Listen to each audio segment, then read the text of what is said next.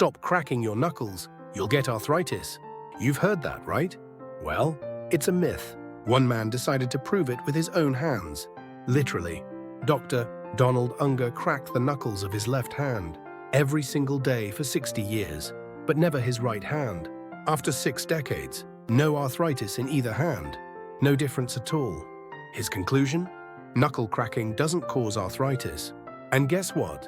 He even won the Ig Nobel Prize in 2009 for this unusual but brilliant experiment. So next time someone tells you to stop, just tell them, I'm doing science.